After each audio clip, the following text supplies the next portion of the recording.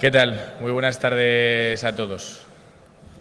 Tras la pausa comida, que espero que hayáis utilizado y habéis repuesto energías, y tras las primeras horas de Cibercamp, de esta primera jornada, de esta edición de Cibercamp, continuamos con el programa de talleres. Os doy la bienvenida a todos, saludamos también a los que lo están siguiendo a través del streaming. Y nada, ya tenemos sobre el escenario a José Selví. Él es Principal Security Consultant en NCC Group y nos hablará, en líneas generales, de los ataques sobre HTTPS, los cuales en los últimos años se han ido realizando cada vez en mayor medida. José Selví es ingeniero superior en informática e ingeniero técnico de telecomunicaciones por la Universidad de Valencia. Actualmente se encuentra realizando la tesis doctoral. Pido, por favor, para él un gran aplauso y espero que disfrutéis de su ponencia. Muchas gracias. Buenas, gracias a todos por venir. Lo que yo os voy a contar, esta es una charla barra taller o como lo queramos llamar, que surgió de unos temas que me puse yo a investigar en un momento dado. Ahora lo explico mejor. Básicamente, ya me han presentado, pero mi nombre es José Selví, llevo como 15 años trabajando en la industria de la seguridad. La mayor parte del tiempo me he dedicado a romper cosas, a hacer pentesting, a auditar productos, básicamente a sacar fallos, ¿no? Y bueno, aparte del trabajo, pues suelo mirar de vez en cuando temas de investigación cuando tengo tiempo y he dado charlas en la DEFCON, en la Black Hat Europa, en la Ecoparty en Argentina, en la AppSec en Londres, en la RootedCon aquí en España. Y bueno, básicamente todo esto surge de un tipo de ataques concreto que son los ataques de side channel o de canal lateral. No vamos a ver, no os voy a contar todos los tipos de ataques que se pueden hacer a HTTPS, sino concretamente sobre este tipo en concreto. ¿Por qué este tipo en concreto? Pues como os decía, todo esto surge de una vez que estaba auditando un producto, que fui con la empresa a auditarlo, y entonces una de las aplicaciones que tenía una vulnerabilidad de este tipo y bueno, más o menos se parecía a otras cosas que había visto lo fui desarrollando y al final lo pude explotar. Y luego cuando me dediqué a contarlo, porque luego había más sistemas que estaban afectados por esta vulnerabilidad, más sistemas, más empresas, a mandarlo a bug bounties, a presentar en alguna charla, y me di cuenta que había veces que los ataques previos que yo había partido de la base para montar este ataque, había veces como que parecía que había mucha gente, incluso gente con bastante experiencia, que no los tenía muy claro. Y entonces más o menos monté esta charla taller un poco para repasar pues todos estos ataques de este tipo de side channel, explicar lo que es un side channel y todas estas cosas. Entonces esto es más o menos el índice de lo que vamos a ver. Lo primero que nada, a ver, ¿cuántos aquí sabéis lo que es un side channel? Unos poquitos, pero muy poquitos. Vale. Un side channel se llama de canal lateral. Imaginad el siguiente escenario. Hay un ejemplo que se usa mucho, que es un tema de pizzas y el Pentágono y no sé qué, pero yo siempre lo digo, que yo, como soy valenciano, veo esto más de cerca. Entonces, imaginad que tenemos aquí un consellero o algo de esto, y el conseller hoy tiene un coche y una casa. Y mañana tiene el mismo coche y la misma casa. Y el día siguiente tiene esa casa, ese coche, un deportivo, un chalet en la playa, un castillo en Escocia y un avión privado. Entonces, el maletín con la pasta no lo hemos visto. Pero está claro que entre entre este día y este día, sabemos que algo ha pasado. ¿Y por qué lo sabemos? Porque estamos observando el entorno y observamos un cambio en el entorno que nos hace ver que algo diferente ha pasado aquí. En este concepto es en el que se basan los ataques de los side channel. Es decir, yo se usa mucho para temas criptográficos y tal. A lo mejor yo no puedo ver el dato descifrado, pero el hecho de observar el entorno me puede dar pistas sobre qué es lo que ha pasado. Imaginaros el típico ejemplo de un sistema de autenticación mal programado en el que va comprobando carácter a carácter si tu contraseña es correcta o no. Pues si aciertas en el primer carácter, tardará un poco más en responderte y decirte que es erróneo que si fallas en el último. O sea, eso sería otro side channel basado en el tiempo de la respuesta de ese login, digamos. Todo esto de los side channels no es nuevo, tiene muchísimo tiempo y se ha utilizado sobre todo en el mundo del hardware, en el que más o menos pues se pretende que tú tengas un cacharro e incluso con acceso físico sea difícil pues sacar de ahí claves de cifrado, o sea, y eso hace un esfuerzo, pues como si te dan al final un aparato como el de la televisión de pago y te lo dan y ahí dentro hay unas claves criptográficas porque lo que no quieren es que tú saques de ahí las claves criptográficas y repliques ese cacharro en más sitios, ¿no? Pues todas estas técnicas se han utilizado para intentar saltarse la seguridad típicamente de estos dispositivos hardware, digamos. Al final, casi todos los side channels hacen más o menos...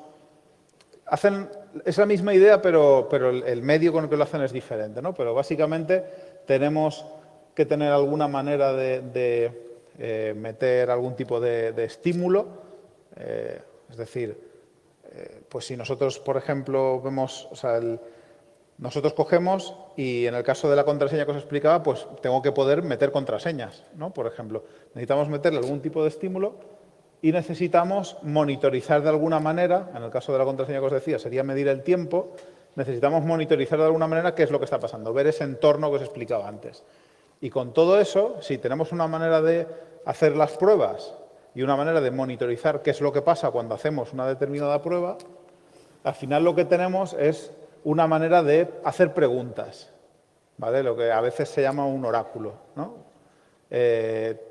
Alguna manera de decir, pues por ejemplo en este caso que os digo de la contraseña, la primera letra es la A y mides el tiempo. Pruebo la A, la B, la C, la D y voy midiendo el tiempo. Y entonces al final resulta que la A, que cuando he metido la A le ha costado un poquito más que cuando le he metido la B. Y dices, pues eso es porque la A era buena y ha pasado al siguiente carácter. Y eso le ha costado un poquito más. Entonces, haciendo eso, podemos hacer preguntas. ¿Es la A? ¿Es la B? ¿Es la C? Y así más o menos es como podemos explotar este tipo de fallos. Que como podéis ver, a veces son muy sutiles y a veces, pues muchas veces, se pasan por alto. ¿Vale? Entonces, ¿qué side channels tenemos ya? Este es el concepto general de side channels. O sea, side channels vais a escuchar en muchísimos entornos, pero ya nos vamos a centrar. Side channels en HTTPS.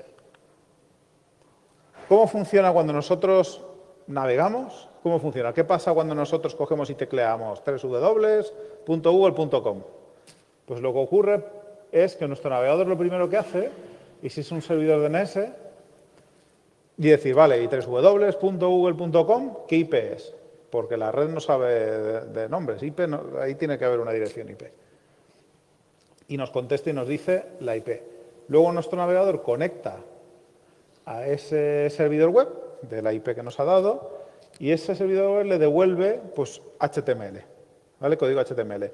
Nuestro navegador procesa ese HTML y entonces se va a encontrar, digamos, que hay que necesita como más recursos para poder renderizar ese HTML. Necesita los CSS, necesita las imágenes, necesita el código de script. Y entonces, cuando él se da cuenta que para enseñar ese HTML necesita esta serie de recursos, entonces empieza a hacer conexiones a los sitios donde estén esos recursos, que pueden ser el mismo servidor o otro servidor, y se empieza a traer esa información. Y cuando ya tiene toda esa información, nos enseña la página. ¿Vale? Esto es lo que hace básicamente un navegador cuando nosotros navegamos por Internet. Si eso cogemos y abrimos un navegador, se ve más bien poco, ¿verdad? Bueno, Si abrimos un sniffer de red, esto es una captura de Wireshark, de una petición escrita, no sé si era Google pero bueno, el que sea, google.com, y entras. Y esto es básicamente lo que os hablaba. Entonces, ¿qué información podemos ver ahí? Hay gente que dice, no, es que claro, HTTPS, tú no puedes ver nada. ¿Quién diría que cuando tú navegas por HTTPS, desde la red no se puede ver nada? ¿Quién lo diría? Vale. No, pero la mayoría no levantéis la mano porque sabéis que vengo a hablar de esto. Y ya os la sabéis. Pero la mayoría de gente piensa que sí. No, yo voy por HTTPS, candadito, todo está verde y todo está bien. Lo que se cifra, como quien dice, son los datos que se envían. Pero eso no quiere decir que no puedas ver nada. O sea, de hecho, tú puedes ver, en la petición DNS puedes ver a qué página se está conectando, porque ves el nombre. Si el tío escribe google.com, ves el nombre. Cuando hace la petición su navegador, ¿quién es google.com? Y dices, pues si tu navegador pregunta quién es google.com, es que tú has tecleado google.com. Puedes ver datos sobre el certificado al que te estás conectando. Puedes ver las IPs, es decir, si se está conectando, o sea, cuántas conexiones hace. O sea, tú eso lo puedes ver. O sea, eso no es privado, eso no está protegido. Si tu navegador hace 7 conexiones, alguien que está en la red puede ver que tú has hecho 7 conexiones y que has visitado 7 páginas. Y que te cuesta leer una página 3 minutos porque ve que de una conexión a la siguiente pasan 3 minutos. ¿Vale? Todo eso alguien lo puede saber desde la red. Y otra cosa que tampoco está protegida y también se puede ver es el tamaño de la información que se transmite. O sea, porque los bytes tú los ves pasar y aunque estén cifrados, la cantidad de bytes que se transmiten es esa. ¿Vale? De hecho, TLS o HTTPS es un protocolo que va por encima de TCP y si vosotros miráis una captura de HTTPS veréis que hay lo que se llama TLS records y entonces hay diferentes tipos de TLS, de registros TLS y hay algunos que se utilizan para el handshake en el que se manda el certificado, se negocia cuál es el tipo de cifrado que se va a utilizar y todas estas cosas. Y luego hay un tipo especial que se llama Application Data. ¿Vale? Y entonces, ahí quiere decir que esos son datos.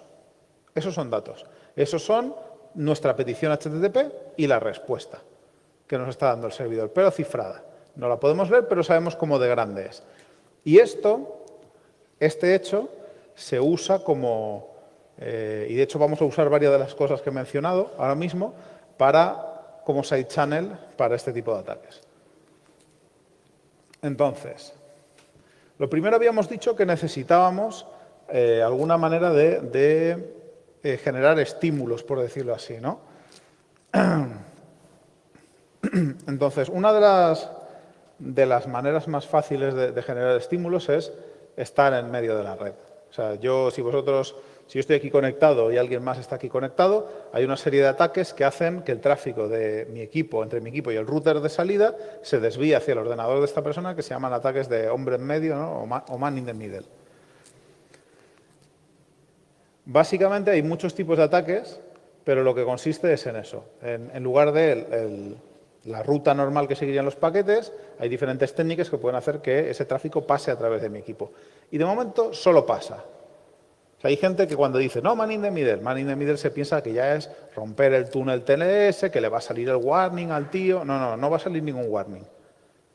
O sea, no va a salir ningún warning siempre y cuando yo no toque estos TLS, registros TLS de los que os hablaba, ahí no va a salir ningún warning. Simplemente yo los veo pasar y no los toco y no pasa nada. Es como que te den una caja cerrada. Lo que hay dentro es secreto, pero yo la puedo coger, llevármela, traerla, entregarla en destino y aunque en lugar de por el camino bueno la haya llevado por otro camino, al destinatario le va a dar igual, siempre y cuando siga cerrada cuando se la lleve. Y yo puedo ver cuánto pesa, puedo ver si hace ruido y eso el destinatario no se va a enterar. Básicamente esto es lo que vamos a hacer. Y hay muchos tipos diferentes. Este no es el foco de esta charla, de este taller, porque este es un un aspecto que está ampliamente desarrollado y hay tutoriales y hay de todas partes, pero hay muchas maneras de hacer este tipo de ataques. Hay veces, pues como os decía, luego el ataque, digamos, que yo me monté, lo veremos al final, o sea, vamos a ir viendo pasos hasta llegar al final.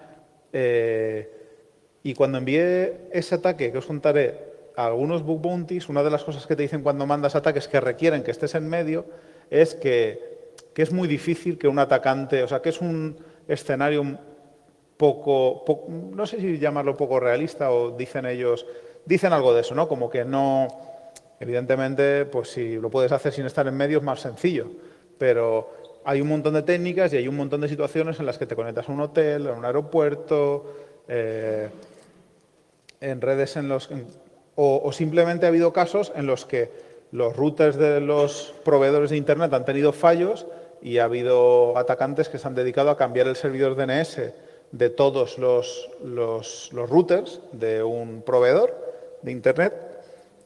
Y una vez que tienes cambiado todos los routers, ya estás en man in the middle, porque ya a quien van a preguntar quién es Google, eres tú. Entonces, si tú quieres interceptar el tráfico de Google, quieres que pase por ti, cuando pregunte quién es Google, solo tienes que decir yo. Y ese tráfico va a venir a ti. ¿Vale? Y eso ha habido muchos casos y seguro que habéis oído un montón de fallos en los routers de los proveedores y que además una vez que salen tardan años en retirar todos los que son vulnerables, con lo cual no es un escenario tan difícil, aunque haya gente que lo considere así. Uy.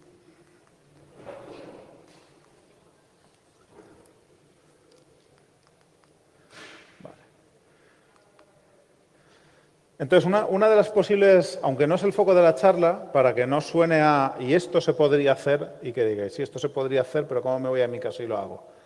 Os he dejado un ejemplo, no es la única herramienta con la que se puede hacer, pero es una que últimamente está usando bastante gente, que es el BetterCap, que es una herramienta que hace unos meses salió la versión 2, que la han reescrito en Go.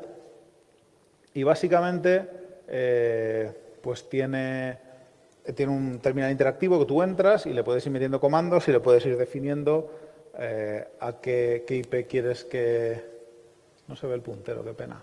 ¿Qué IP quieres que intercepte? Si quieres que haga DNS spoofing y de qué dominio. Y además le puedes hacer una cosa que es muy interesante, que es decirle, eso que pone http://proxy.script, que es ahora os enseñaré qué pinta tiene un intercept.js, pero básicamente es decirle, vale, yo intercepto el nombre target.com, me lo mandas a mí y yo lo voy a redirigir a donde debería ir, pero cuando responda yo voy a cambiarle el contenido. Entonces le puedes poner código JavaScript que no estaba en la página original.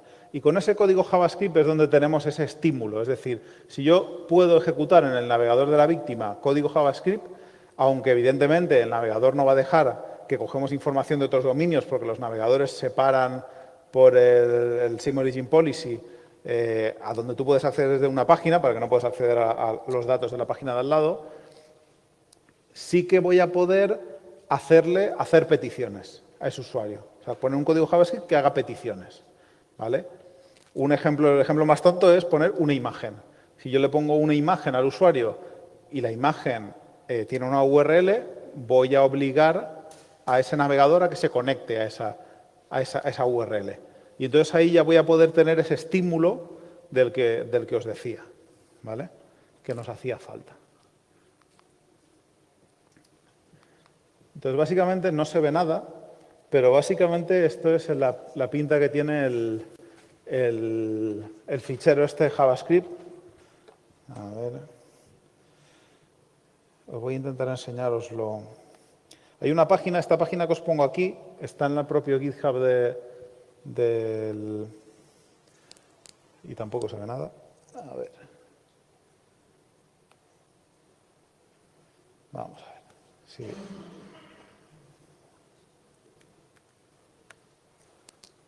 ¿Se ve algo? ¿Ahora sí? Vale. Básicamente, ¿cuántos de aquí conocéis BIF? Unos poquitos. Vale, BIF es una herramienta que precisamente lo que hace es esto. O sea, Si tú consigues inyectar, tú solo tienes que conseguir inyectar un trozo, o sea, JavaScript en una página web, en el tráfico HTTP que no está cifrado, ¿vale? Ahora estamos hablando de inyectar en tráfico HTTP que no está cifrado. Ahora iremos a la parte cifrada.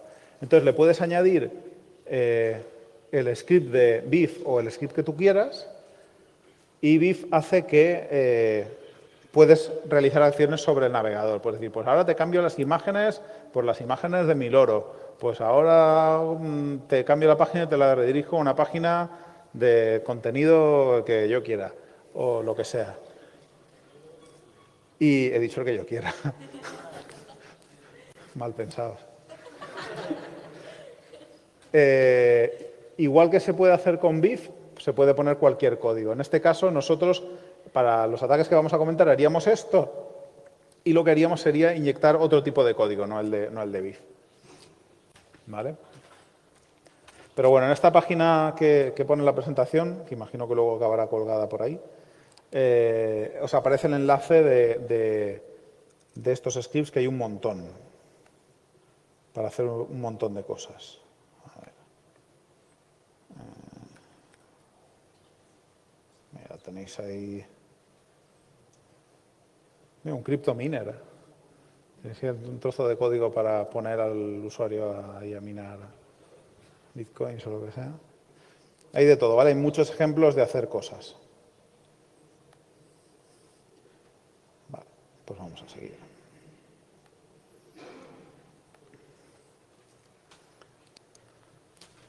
Entonces, básicamente lo que vamos a tener, el escenario en el que vamos a vivir, va a ser que tenemos un servidor, digamos, que va a inyectar JavaScript. Digamos que vamos a conseguir ejecutar JavaScript en el navegador de la víctima. Podríamos hacerlo inyectando ese JavaScript. Cuando él navega en una página que no sea cifrada, se lo podemos inyectar, porque no está cifrada. O si visita alguna página que nosotros controlamos, también podemos decirle, toma un JavaScript, y eso lo va a ejecutar. ¿Vale? Y entonces lo que tenemos que conseguir con ese JavaScript es que conecte a la página, digamos, que sería vulnerable al ataque de SideChannel a través de pues algún tipo de proxy TCP, o podríamos hacerlo capturando de la red con un sniffer, de tal manera que nosotros podamos medir, que era lo que hablábamos, medir tiempos, medir tamaños, ver si la caja pesa o no pesa, o lo que hablábamos antes. ¿Vale? Y luego con esos datos tiene que haber una cierta inteligencia, que ahora veremos cómo funciona, que lo que le haga es decirle al JavaScript, haz que el navegador visite, haga esto, que empiece una contraseña que empiece por A, hazlo, y por otro lado, miro a ver cuánto pesa. Y entonces así voy diciendo, pues la A era buena, pues voy a probar A y A, B, o A, B. Y entonces esa inteligencia, digamos, es la que va a conseguir que vayamos deduciendo la información que debería estar cifrada sin romper el cifrado, que esa es la magia de los ataques de SideChannel, por decirlo así, en HTTPS. Esto fue, que tampoco se ve, pero esto fue, pero os lo cuento, la primera prueba que hice yo de ataques de este... O sea, esto que os comentaba, ¿os acordáis que os comentaba? Fui un cliente, me lo encontré y tuve que hacer algo. Pues al final lo que pasa es que los que nos dedicamos al pentesting o a auditar cosas, hay veces que el tiempo que tenemos es muy limitado. Entonces, cuando vamos y hay que romper algo, en ese momento, si vierais las cosas que programamos, son de vergüenza. O sea, que funcione, pero acaba de una guarrada que pa' qué. Entonces, esta fue mi guarrada, que veis ahí. Es como lo de... Eso sí que se ve, ¿no? Que está el retrovisor con el móvil pegado con la cámara, ¿no? Es una cerdada, pero funciona, ¿no? Pues esto... Yo hice algo parecido. Para demostrar que el ataque se podía hacer, pues lo que hice fue coger y hacer un HTML que tenía un montón de imágenes. Cada imagen se cargaba de un punto PHP y ese PHP tenía un slip. Y entonces la A la probaba con slip 0, la B la probaba con slip 1, la C la probaba con slip 2. Entonces, cuando mirabas en la red, cuando el usuario cargaba ese código, digamos HTML, que puede ser HTML o puede ser el JavaScript metiendo las imágenes, pero en mi caso, para la primera prueba rápida, lo hice con HTML. Lo que hace al final es que tú en la red vas viendo las conexiones de haber probado la A, haber probado la B, haber probado la C, con distancia de 1 segundo. Y entonces vas viendo pues esos tamaños, esos tal, y pues puedes ir sacando conclusiones. Y esto es como yo le demostré en ese momento al cliente que ellos eran vulnerables a este tipo de ataques, ¿vale? Luego ya el desarrollo más de herramienta y tal, pues ya la vamos haciendo normalmente después cuando se puede, ¿vale? Este fue un segundo intento, un poco después, que era ya con JavaScript, que va bastante más rápido, que en lugar de esperar un segundo lo que hacía era, con JavaScript, meter todas esas imágenes que os enseñaba antes y simplemente era, cuando acabe de cargar una imagen, cargas la siguiente. Cuando acabe de cargar una imagen, cargas la siguiente. Y entonces así iba mucho más rápido porque a lo mejor yo le decía, espera un segundo, pero a lo mejor la imagen tardaba medio segundo. Claro, tened en cuenta que estamos hablando de prueba la A, prueba la B, prueba la C, pero estamos hablando de prueba todas las letras y luego vuelve a empezar para sacar el segundo carácter y luego vuelve a empezar para sacar el tercero. Entonces se puede tirar un buen rato. Es un tipo de ataques que son lentos y entonces hay que optimizarlos lo máximo que se pueda. Entonces, básicamente, bueno, había un problema con el que me encontré cuando estuve haciendo estas cosas. No sé, ¿a cuántos habéis jugado con HTTP2? Unos poquitos. HTTP2 tiene un problema con esto y es cuando os decía, ¿no? El paquete y se ve la petición y la respuesta, la petición y la respuesta. Claro, es que en HTTP2 eso de la petición y la respuesta lo han cambiado y es asíncrono, ya no es síncrono. Entonces, las páginas que utilizan HTTP2 ya no te mandan una petición y luego la respuesta, o sea, ya no reciben la petición y te mandan la respuesta, reciben la petición y te mandan la respuesta, sino que reciben 10 peticiones y te van mandando las respuestas conforme las tienen listas. Entonces, es muy difícil, por no decir imposible, saber la respuesta que tú ves a qué petición se correspondía, con lo cual si tú le haces que haga prueba la A, prueba la B, prueba la C, prueba la D, puede ser que la contestación no sea A, B, C, D. Entonces ya te lía un poco a veces, ¿no? Si tienes que medir, imagina que estamos midiendo tiempo de una petición a lo que tarda en responder. ¿Hasta dónde mido el tiempo? Porque claro, si son en orden, yo sé que la primera petición y la primera respuesta, pues ahí mido el tiempo, la segunda con la segunda, la tercera con la tercera. Pero si van a llegar desordenadas, ¿cómo mido? Hay muchas mediciones que son muy difíciles de hacer. Entonces, cuando me encontré con estas cosas, lo que hice fue decir, pues bueno, despacito, ¿no? Entonces, ¿qué es básicamente lo que hice? Y bueno, y ahí pongo fiesta porque la herramienta la llamé fiesta porque me inventé unas letras para llamarla fiesta, como hace todo el mundo cuando quiere ponerle un nombre a una herramienta. Entonces, básicamente, ¿qué es lo que hice para solucionar este problema? Pues bueno, cuando hace la primera petición es HTML, ahí no hay ningún problema porque solo hay una petición. El problema viene cuando carga todos los recursos de después, ¿vale? Porque claro, el navegador, esta petición, hace una petición y le llega una respuesta. Hasta que no le llega esa respuesta, no sabe lo que tiene que cargar, con lo cual solo tenía una petición que hacer. Entonces, una vez que tiene esa respuesta, entonces ya empieza a hacer muchas peticiones. Pero claro, estábamos hablando de que las peticiones las han hecho asíncronas. Entonces, asíncronas quiere decir que yo puedo coger las peticiones, acordaos que os decía que yo esa cajita que va cerrada no la puedo abrir, pero puedo dejarla aquí, enviarla después, llevarla por otro camino, puedo hacer todo lo que quiera siempre y cuando no la abra. Entonces, si me llega, digamos, lo he puesto ahí en colores, llega la conexión roja, la azul y la morada. Entonces, si yo quiero evitar no saber cuándo digamos, qué respuestas de cada uno, lo que hago es parar la azul y la morada. Es decir, tú te esperas ahí. Y entonces, cuando el servidor me devuelve una respuesta, yo sé que es la respuesta de la roja, porque es la única petición que he dejado pasar. Y entonces le digo al azul, venga, ahora tú. Cuando me llega la petición del azul, entonces dejo pasar la morada. Y ahora ya sé qué respuesta corresponde a qué petición. O sea, ya... bueno, esto... Pues, por ponerle un nombre, lo llamé de multiplexación, ¿no? Porque dicen que esto era multiplexación en HTTP2, pues de multiplexación, ¿no? Y eso para medir cosas, pues me resultó útil, porque además las páginas principales, digamos, los Google, Facebook y todos estos van ya con HTTP2. Cuando usan HTTPS. Cuando usan HTTP sin cifrado, siguen usando 1.1. Esto es más o menos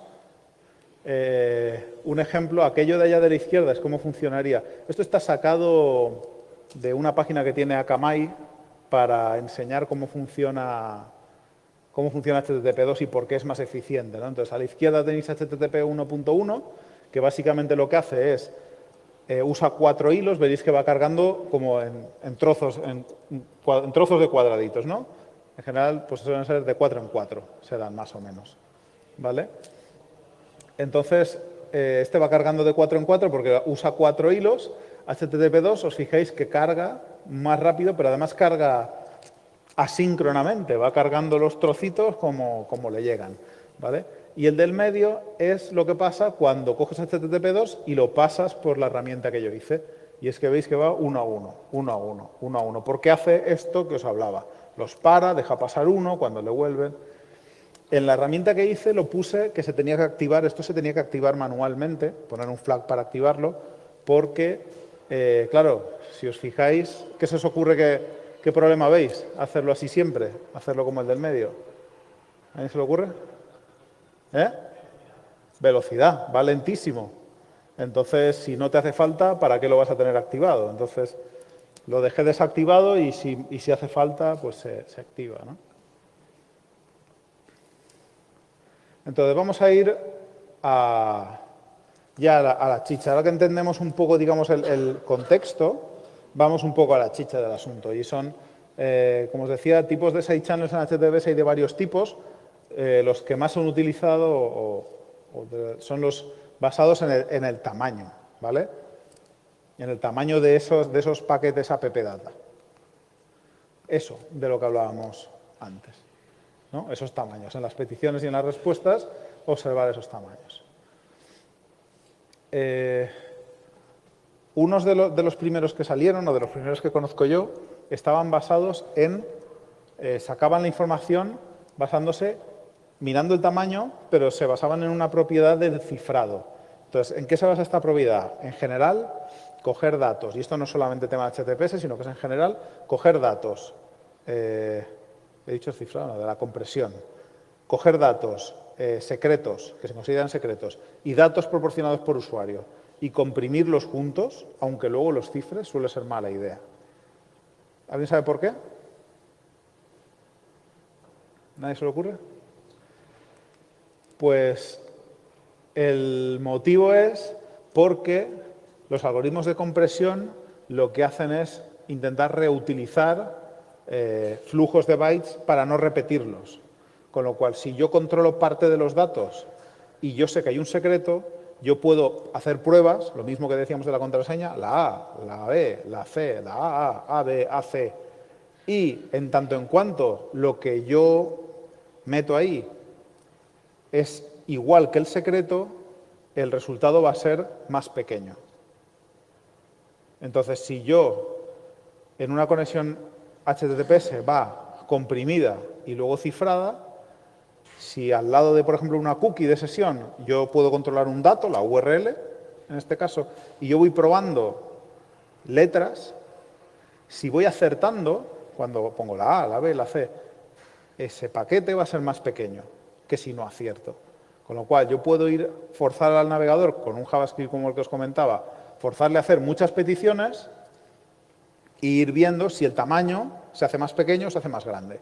Si yo hago una prueba y el tamaño se hace más pequeño, si se hace más grande, es que no coincide con otro trozo de información que había allí.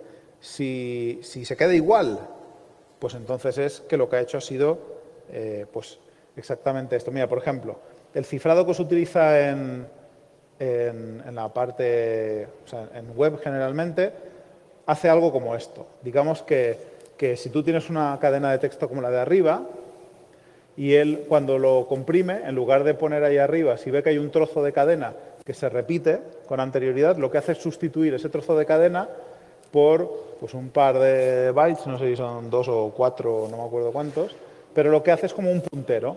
Dice, vale, yo aquí el trozo de cadena, no te voy a decir cuál es, pero te voy a decir dónde hay un trozo de cadena igual. Dice, pues mira, vete 20 caracteres hacia atrás y coge 4. Y entonces así comprime. Entonces, ¿qué es lo que pasa? ¿Qué es lo que pasa cuando, por ejemplo, y esta prueba la podéis hacer, de hecho la vamos a hacer ahora para que la veáis en vivo, digamos, qué es lo que pasa si yo cojo, por ejemplo, un token, lo que sea, y yo empiezo, y yo voy probando ahí token, o sea, y lo comprimo con gzip y luego miro cuántos caracteres hay. Y ahí me dice 43, ¿vale?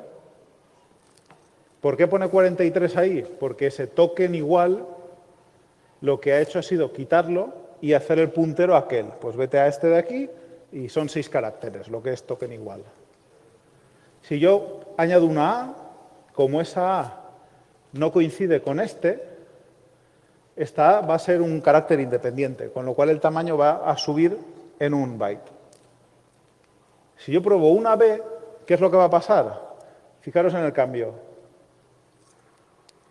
Ese carácter no va a aparecer en el, digamos, el texto comprimido, sino lo que va a hacer es que se va a incrementar este número. Se va a decir, bueno, pues vete ahí, pero ahora en vez de 6 coges 7. Y entonces, ¿qué va a pasar? Que el tamaño del paquete se va a quedar igual. A pesar de que yo añado una letra, como he acertado, el tamaño se va a quedar igual. Y lo mismo con los siguientes. Si voy acertando, pues el tamaño no se va a ver alterado. Lo que va a hacer va a aumentar ese número, ¿vale? Y aquí tenéis algunos ejemplos, ¿no? Que esto de aquí es gzip, que gzip usa lo mismo que utilizan las páginas web, digamos. Entonces, vamos a ver, os lo voy a enseñar. Y esto, como no tenemos equipos, para que no sea muy aburrido y que no os aburráis mucho de daros el tostón. Vale, os explico. Ahí, ¿se ve más o menos? ¿Sí, no? Vale, os voy a explicar y esto me gustaría que lo intentáramos hacer un poco entre todos y así veis un poco cómo funciona. Secret.txt es una palabra secreta, ¿vale? Que yo he escrito ahí. Y HTTP request es básicamente una petición HTTP, ¿vale? Sería la petición, lo que va desde nuestro navegador hasta el servidor. Y aquí digamos que he hecho un script que lo que va a hacer va a sustituir esto de aquí por el secreto de verdad. Lo he hecho así para que no lo veáis ahora y no me hagáis trampas, ¿vale? Pero básicamente lo que vamos a hacer es, vamos a partir la pantalla.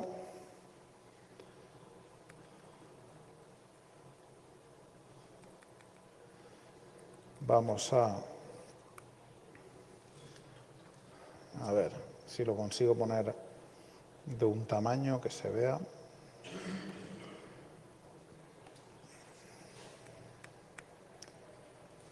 ¿Así se ve? Vale.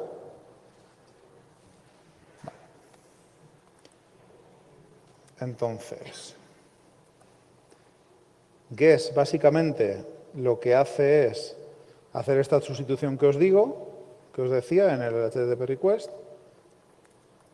y size básicamente lo que va a hacer es, va a poner, si hacemos sh size, eso lo que va a hacer es estar todo el rato intentando hacer el guess y comprimiéndolo. Es decir, estos son 307 caracteres. Entonces, nosotros vamos a modificar aquí y en el momento que salvemos, como lo de arriba lo va haciendo cada segundo, pues deberíamos ver ahí algún cambio, ¿vale? A ver. Entonces, por no hacerlo muy largo, yo os voy a decir que me digáis un número. El 8, el 2, el 8. De 307 a 308. ¿Hemos acertado o hemos fallado? Fallado. Pues decidme otro. ¿El 2 era? Se quedan 308. Mira, voy a quitarlo para que veamos que cambia. Lo quito de 307. el 2 y volvemos a subir a 308. ¿Cuál? 4.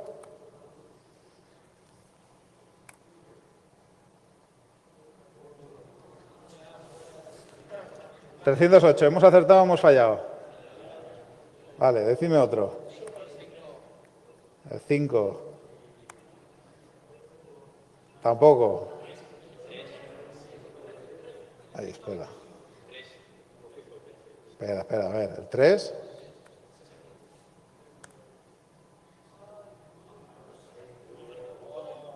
¿El 3 qué?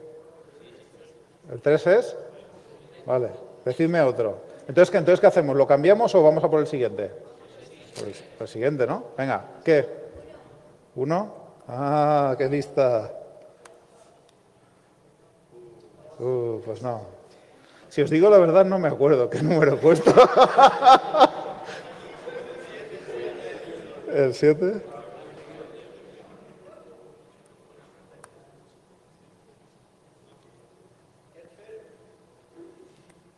¿El 0? Tampoco. A ver, espera. Vale.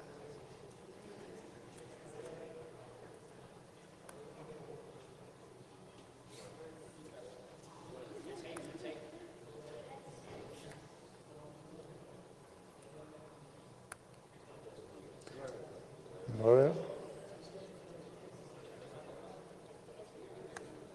Joder. Tengo los dedos.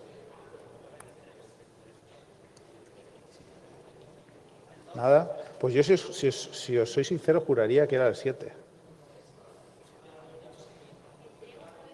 ¿El 3? No.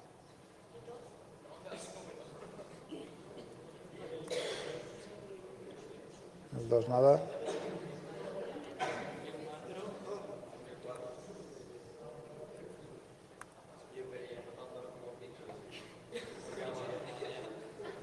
A ver. Espera. No, era el 3. Vamos a hacer una cosa. Porque es que no me acuerdo qué número he puesto. Hay algunas condiciones que ahora os explicaré en el cual esto puede fallar, pero en este caso no debería porque lo he probado. Espera. ¿Cómo era el head para caracteres?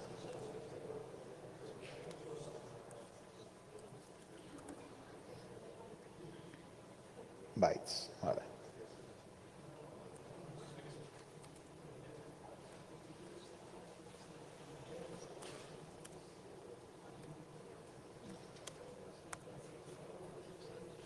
Era un 3, efectivamente. ¿El 1 no lo habíamos probado?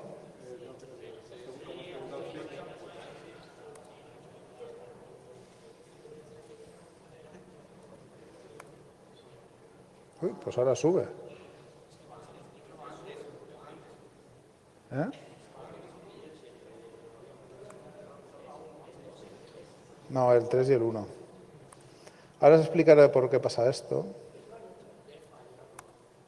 A ver.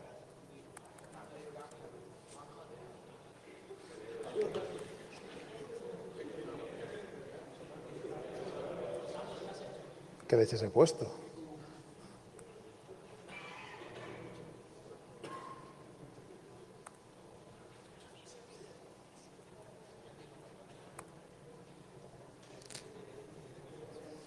Algo no está funcionando bien aquí. A ver. Espera, a ver.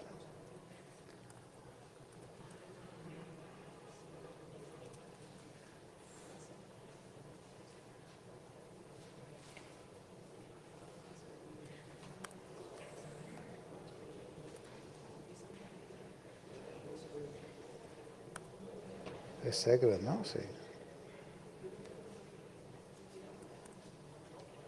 Bueno, luego miraré a ver por qué esto no... ¿No qué? Que no tengo activado... No, esto no es en servidores. Es en local. No, esto es un fichero de texto. Vale, luego miraré por qué no sale, pero bueno. A veces puede pasar esto porque lo que os he explicado no solamente es lo que hace... Lo que pasa es que me extraña mogollón que haya pasado esto porque lo había probado y no sé qué... Pero bueno, da igual. A veces puede pasar, aunque me estoy adelantando un poco, a veces puede pasar algo de esto y lo que ocurre es porque esto que os acabo de explicar solamente es una de las partes del tipo de compresión. Ahora luego os lo explicaré, pero luego hace una codificación con Hoffman. Hoffman no, Huffman. Hoffman es lo de las fotos, no, pues Huffman, ¿no? Huffman, ¿vale? Una codificación y entonces los caracteres se pueden llegar a hacer más cortos y entonces ahí puede despistar alguna cosa, ¿vale? Pero en teoría sí que debería funcionar así, ¿vale? Esto es básicamente lo que hacía un ataque que se llamaba Crime, ¿vale? Básicamente Crime lo que hacía era que utilizaba este JavaScript para hacer a tu navegador, hacer peticiones que en la URL pusiera, si el nombre de la cookie es token, de tu cookie de sesión de una web concreta, Crime lo que hacía era meter en la URL token igual y iba probando. A, B, C, iba probando las letras de la cookie. Y entonces medía el tamaño de la respuesta. Entonces él sabía que si acertaba, el tamaño se iba a quedar igual. Y si fallaba, el tamaño de la respuesta iba a aumentar. No, perdón, el tamaño de la petición. Esto estamos hablando de la petición, ¿vale? Bridge, que es otro de los ataques que hacían algo parecido, hacía lo mismo, pero en lugar de en la petición, en la respuesta. Lo que pasó cuando se publicó Crime, que salió en conferencias y todo el rollo, fue que para protegerse de Crime, lo que recomendaban era deshabilitar la compresión de TLS, digamos. Y de hecho, al principio, digamos, que eran los administradores los que la deshabilitaban, pero llegó un momento en el que se dieron cuenta que era tan peligroso tener activada la compresión por este tipo de ataques, que lo que hicieron es que la mayoría de librerías de SSL hoy en día no soportan compresión. O sea, este ataque que os acabo de explicar, digamos, hoy en día está muerto porque las librerías TLS que os vais a encontrar no soportan la compresión. Aunque queráis utilizar la compresión, no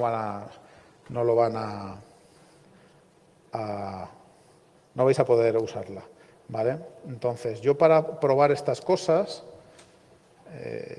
es HubDocker.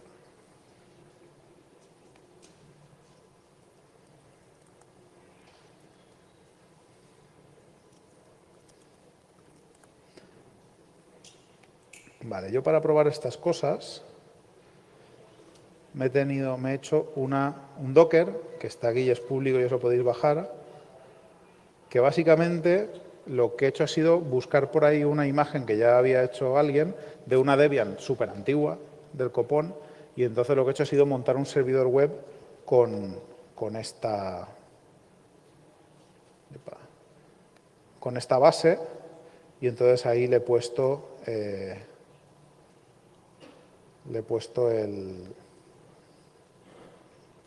una página tonta que es vulnerable. Entonces, si queréis jugar con esto, básicamente lo que tenéis que hacer es arrancar el Docker,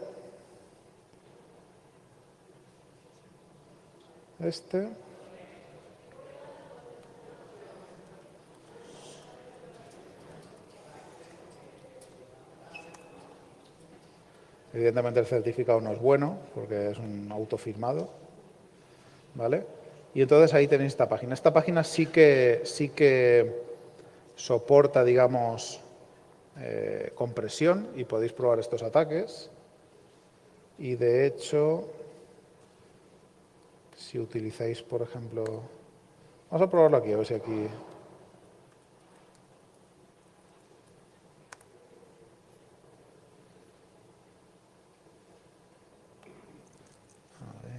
¿Dónde está el local loopback? Ahí está.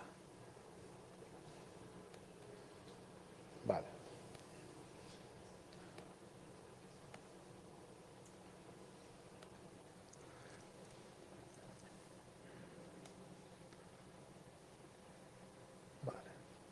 Si, por ejemplo,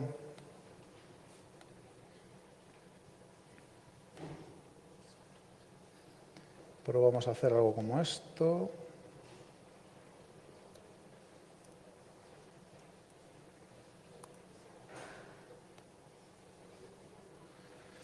Vamos a quedarnos con TCP puerto de destino 443. No.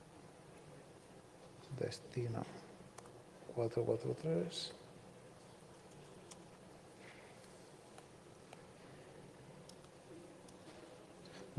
Mejor os enseño esto con Bridge, que es como de más utilidad que con Crime hoy en día. A ver qué para esto.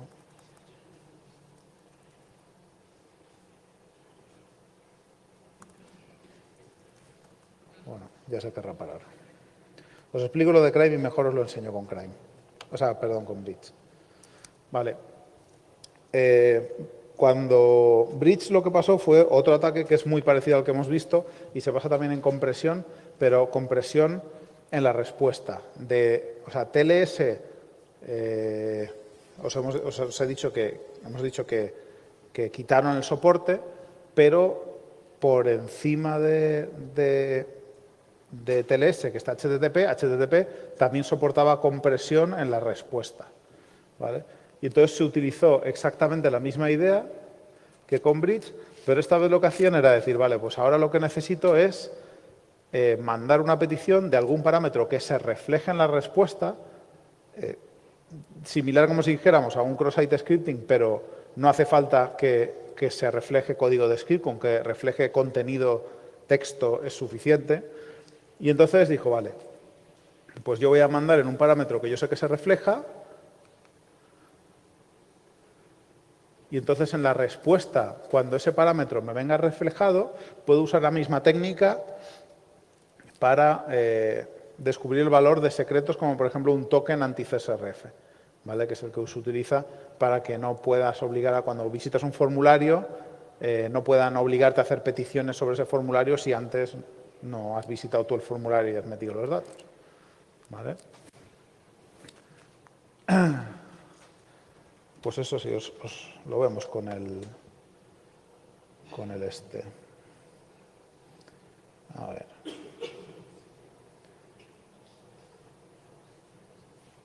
El otro es...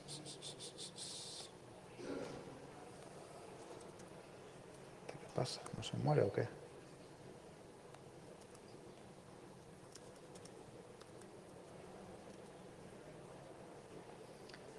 A ver.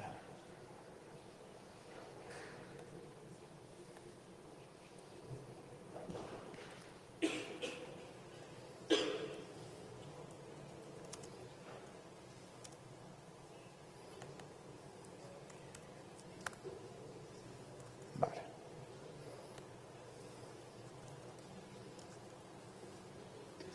Vale, vamos a arrancar este.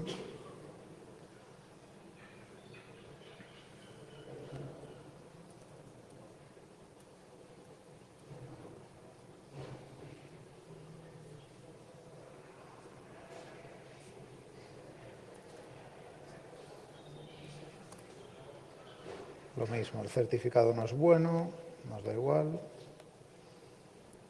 Vale.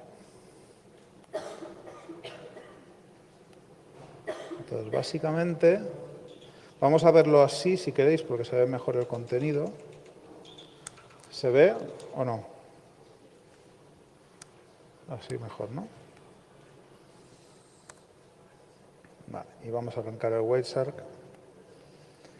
Y este vamos a hacerlo con...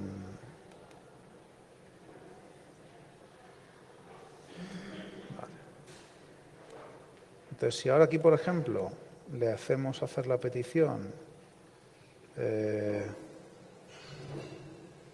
value igual comillas, y aquí vamos a decir que queremos ver la respuesta, o sea, las que tienen de origen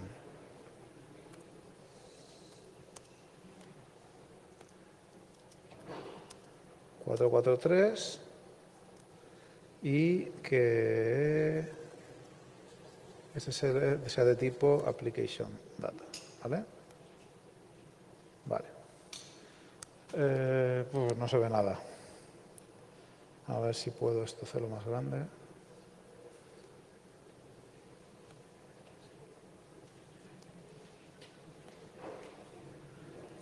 ¿Se ve el número más o menos? ¿O no? 592, voy a ver si lo puedo hacer un pelín más grande. 592, ¿no? Vale. A ver. Vamos a probar a poner una A. 593. Esto está en la red, ¿eh? Esto sí que es ya la red. Lo otro era un poco fake, pero este ya es de verdad. Ha aumentado. ¿Hemos acertado o hemos fallado? Bueno, aquí os estoy enseñando el valor, pero... O sea, hemos probado, ¿qué es lo que decimos? ¿Hemos fallado o hemos acertado? Fallado. Vamos a probar la B. Y ahora veréis como en algún momento... 592. ¿Hemos acertado o hemos fallado? Y ahora veréis como en algún momento esto no va a funcionar. Y ahora os voy a explicar por qué.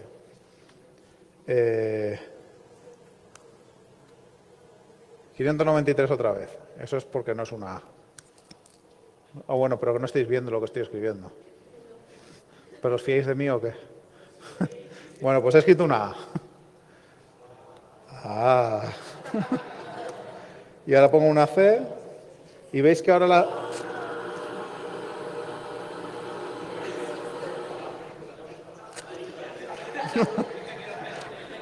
Boicot. Bueno, veis que ahora he puesto la C y sin embargo el tamaño no ha vuelto a ser el 2. Vamos a probar una cosa. ¿Veis que no lo veis? A ver. Es que claro, si no lo veis... A ver.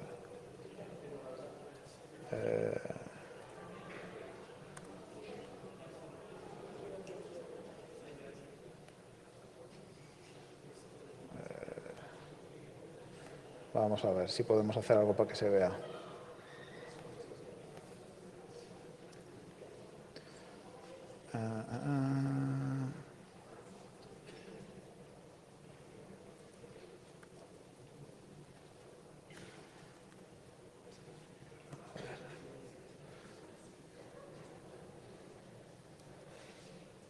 Pues no sé cómo hacer para que se vea. A ver.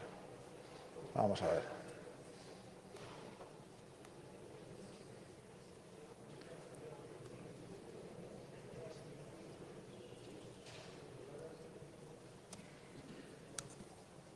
Tampoco se ve.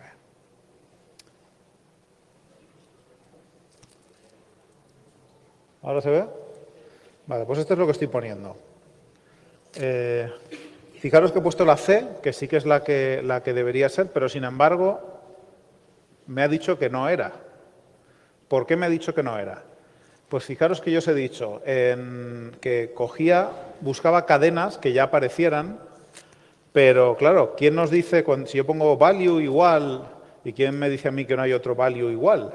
Porque a lo mejor al comprimir el algoritmo está cogiendo los cachos. O sea, yo no puedo controlar de dónde coge los cachos, ¿no? Entonces vamos a probar a ver qué pasa. Si en vez de coger solo value, vamos a coger un cacho más. Digamos un poco para orientar.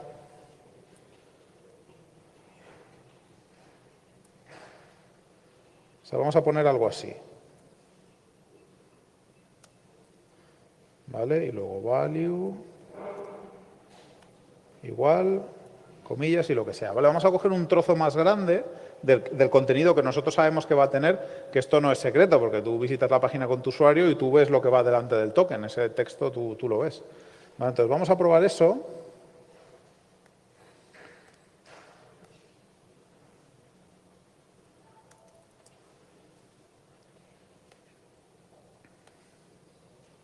A ver qué pasa. Uy.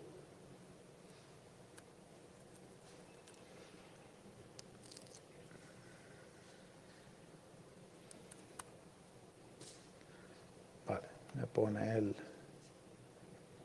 54, vamos a probar A. Uy, ahora no lo está pillando.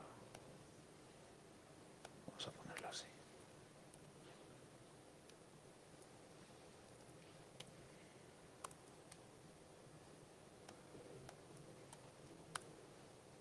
B. ¿Veis que ahora voy a volverlo a iniciar? Vale, os lo voy a ir contando porque si me pongo a copiar y pegar del uno al otro nos tiramos aquí hasta mañana. ¿Vale? Ahora, si pruebo la A, como he puesto más trozo y ese trozo se refleja, ahora el tamaño es un poco más grande. Pero dice 589. Y ahora pongo la B. Uy, pues si la acabo de poner. Espérate.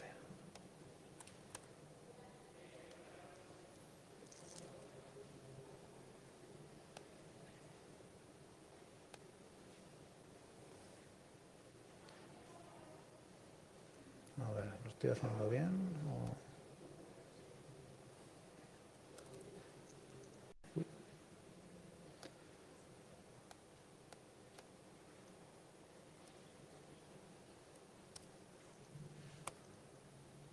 Vale.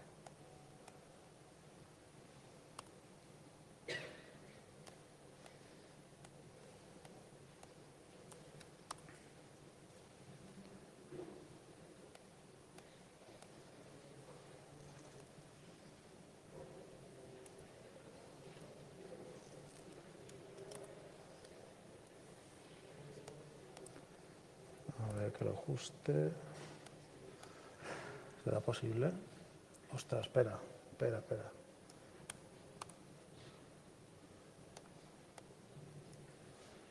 Espérate que no sé qué está pasando aquí.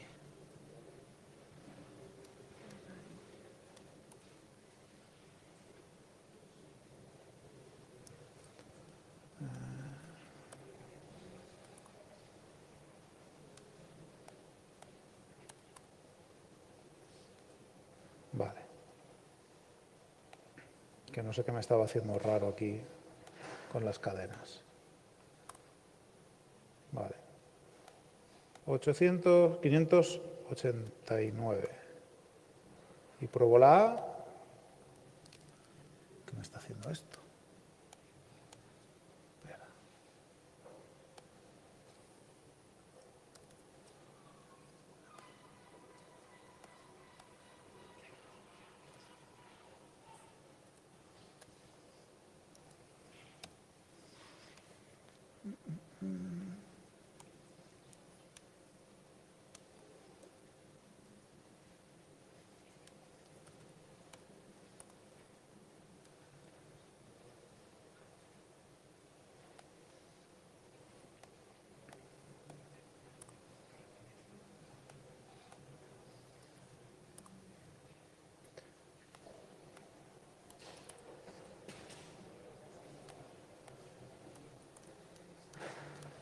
Pues hoy es el día que no salen las demos, no sé qué está pasando.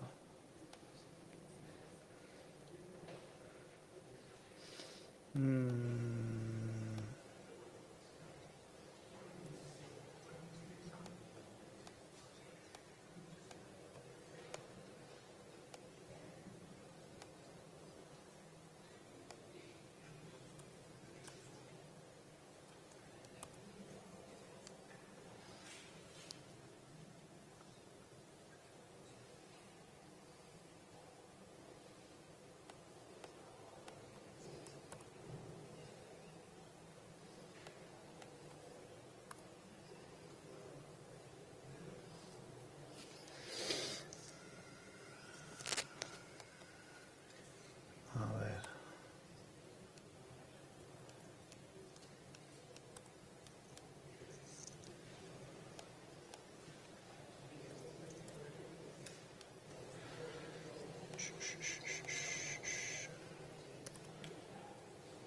Bueno, ahora no sé qué está pasando, pero lo que debiéramos haber visto es que al coger más trozo de texto, pero no sé por qué ahora no va, al coger más trozo de texto, digamos que orientamos más al algoritmo a decir, esta es la cadena que que tienes que reproducir, por decirlo así. ¿Vale? Entonces, ¿qué problemas nos podemos... Ostras, espérate, a ver si va a ser eso. Voy a probar esto y si no lo dejamos ya miraré a ver si es por el navegador.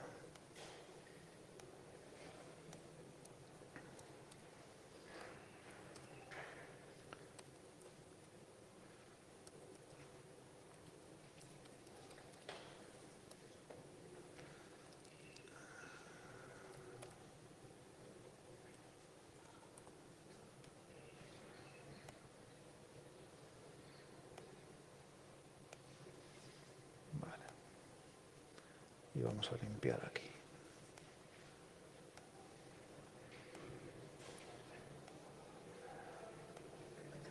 Y vamos a coger este trozo. A ver qué pasa.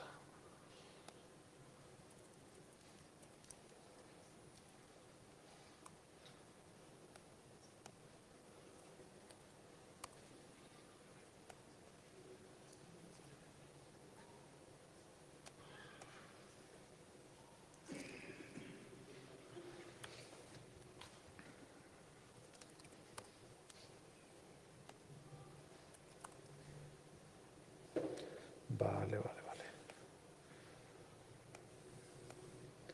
Pues me va a venir bien porque así creo que os voy a explicar lo que viene después. Vale, la B, habíamos dicho que el contenido era...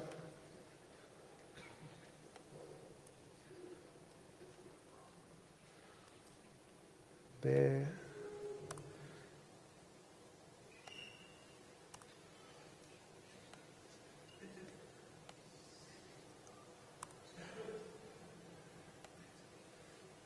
BC y sigue saliendo 96.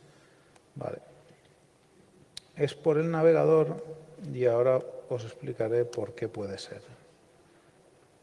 Veis que ahí, no sé por qué el Firefox hace dos conexiones, pero veis que la segunda siempre es 96 porque voy acertando.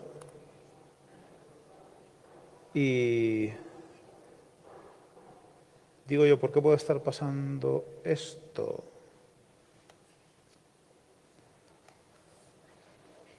Pues puede estar pasando porque creo que cuando hice las pruebas antes lo hice utilizando Firefox y podría ocurrir que hayan negociado otro... Para hacer esta demostración, digamos, existe una diferencia entre si el navegador negocia un cifrado de flujo o un cifrado por bloques. ¿Por qué existe una diferencia? Porque cuando esto ocurre, fijaros que si se utiliza un cifrado de flujo, básicamente lo que hace el cifrado de flujo es generar a partir de la clave y de una semilla un churro de datos, digamos, y luego se combina se corta la longitud del mensaje que queremos mandar y entonces se hace un XOR, por decirlo así. Entonces, el XOR de este mensaje de arriba, en el que hemos acertado con la letra, y el de este de abajo, en el que hemos fallado, va a tener una diferencia de 1 byte, con lo cual se va a ver claramente que hemos acertado o que hemos fallado. Claro, ¿qué es lo que ocurre cuando se utiliza un cifrado de bloques?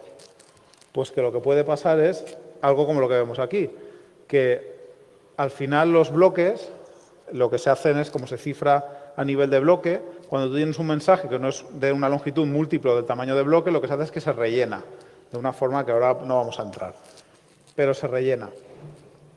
Entonces, aciertes o falles, siempre y cuando ese acierto o ese fallo no cambie la cantidad de bloques que estás cifrando, al final el resultado, en cuanto a tamaño, pues no va a ser el mismo. Entonces, ¿qué es lo que hacían estas herramientas, Crime y Bridge, para solucionar esto? Lo que hacían era ir metiéndole relleno hasta que llegaba un momento en el que veían que la longitud, relleno con caracteres que ellos sabían que no formaban parte de la cookie o del token CSRF, y entonces llegó un momento en el que ven que aparece un bloque nuevo, es decir, el tamaño aumenta, porque eso es porque hay un bloque nuevo. Entonces se van un valor para atrás, digamos, y ya a partir de ahí empiezan a hacer la prueba. ¿Por qué? Porque si ahora fallan, ese carácter adicional que aparece va a hacer que se genere un nuevo bloque, con lo cual sí que se va a ver la diferencia de tamaño. Y un acierto va a querer decir que, como no se incrementa el tamaño, no va a aparecer un nuevo bloque, con lo cual sí que vamos a ver el tamaño. Aparte de esto, había un problema que era el encoding de Huffman, porque la compresión utiliza lo que hemos visto de señalar, digamos, la cadena que se ha repetido, y además utiliza el Huffman encoding, que básicamente es una manera de representar los caracteres que más aparecen con una secuencia de bits más pequeña. Entonces, se dieron cuenta que a veces pasaba que cuando tú ponías una A, el paquete no se hacía más grande, pero porque de algún modo esa aparición de esa letra A hacía que este árbol cambiara, y entonces la recodificación de los caracteres hacía que el tamaño no cambiara, a pesar de que era falso el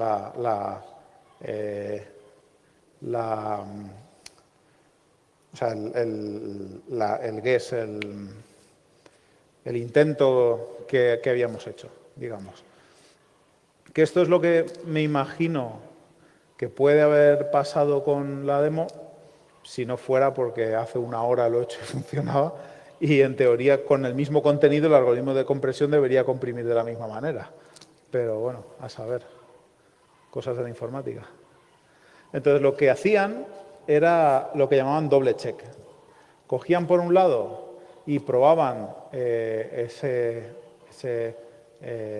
guess, esa prueba, a un lado de esos caracteres que hablábamos antes, y lo probaban una vez más al otro lado. Entonces, ¿qué conseguían con esto? Si se habían equivocado, pero digamos que el tamaño del paquete que ellos veían era por culpa del encoding de Huffman, al final estas dos pruebas van a dar el mismo resultado, porque la A da igual que aparezca más para allá que más para acá. Va a alterar el árbol de Huffman y se va a afectar el tamaño. Entonces, estas dos peticiones tienen el mismo tamaño. Sin embargo, si pruebas, por ejemplo, la B, y la B es un acierto, esa B, digamos, incrementaría el valor ese de 9 a 10, con lo cual aquí pues tendría un tamaño, y al ponerlo en el otro lado, eso no ocurriría. O sea, al desaparecer esa B por la primera fase, digamos, nunca va a afectar al encoding de Huffman. Entonces, lo que hacían era, para cada suposición, hacían dos checks. Hacían uno delante y otro detrás. Y entonces no solamente comparaban si el tamaño había cambiado o no, si comparaban si entre ellos eran el mismo o no eran el mismo. Y entonces así sabían si era de verdad, habían acertado o no habían acertado. Entonces, lo que hemos visto, si lo hacéis, por ejemplo, y os veis que pasa como ha pasado en la demo, puede que sea, lo más probable es que sea por esto, ¿vale? Lo único es que en teoría, tú comprimiendo el mismo conjunto de datos debería darte el mismo resultado. Entonces, por lo menos no sé exactamente qué es lo que ha pasado ahí. Luego hubo una serie de técnicas porque para combatir esto, lo que hacen muchos servidores es que desactivan la compresión en el lado servidor para que no te envíe las respuestas comprimidas. Pero aún así, ahí tengo una imagen, la imagen que os he enseñado, que está colgada también en el Docker Hub, lo lleva activado. O sea, simplemente, ahora viene desactivado por defecto, si instalas un servidor web no vendrá activado, pero es un flag de la configuración y lo puedes activar. O sea, ese no está tan muerto porque algún insensato podría querer activarlo, y de hecho, si busquéis en foros veréis que hay gente que pregunta, oye, ¿cómo activo la compresión para mejorar el rendimiento? Y la gente le dice, ten cuidado porque si activas la compresión te puede pasar esto, ¿vale? En este caso, aún os podéis encontrar servidores que tienen esto. Luego surgieron una serie de técnicas que le llamaban basadas en tiempo, que básicamente se basaban en el concepto de ¿quién creéis que ganaría? ¿Quién ganaría en una carrera, Asterix o Obelix? ¿Quién dice que Asterix? ¿Quién dice que Obelix? Bueno, en este caso concreto la respuesta es que empatarían porque los dos beben de la poción mágica, como todos sabéis. Pero en el mundo real probablemente ganaría Asterix, porque es una cuestión de física. O sea, cuanto eres más grande te cuesta más llegar a los sitios, y eso yo lo sé bien. Entonces, se basa en este concepto. Cuando tú haces una petición, estamos hablando de peticiones que tienen una respuesta más grande y más pequeña. Cuando tú haces una petición más grande, cuando haces una petición que tiene una respuesta más grande, esa respuesta tarda más en llegar a tu navegador que una que es pequeña. Entonces, si utilizando ese concepto, hubo gente que lo que hizo fue, vale, pues voy a prescindir de la parte de monitorización en la red y lo que voy a hacer es, en el propio JavaScript en el que yo te obligo a hacer peticiones, voy a medir cuánto tiempo tarda en cargar. O sea, si cargo una imagen, voy a medir cuánto tiempo tarda en cargar la imagen.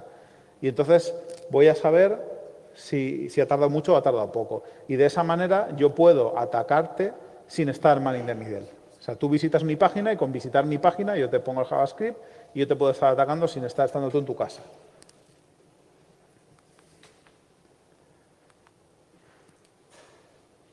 Básicamente, había una cosa que hacían estos ataques, que era que, claro, en realidad esas diferencias de tiempo de carga, cuando tú cargas de la red, que la red o iba mejor, ahora va peor, ahora le das a cargar y tarda un segundo y ahora le das a cargar y tarda medio, pues es un poco...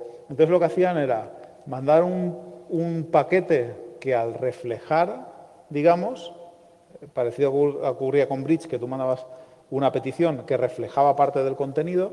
Entonces lo que hacían era, vale, voy a hacer una petición que cuando me llegue la respuesta, esa respuesta sea tan grande que tenga que llegar, que digamos, ¿os acordáis lo que hacíamos, lo que os hablaba que hacíamos con el cifrado? Es decir, pues voy a quedarme en el borde del bloque para si acierto o si fallo, que la diferencia sea un bloque más, para poder identificar en la red.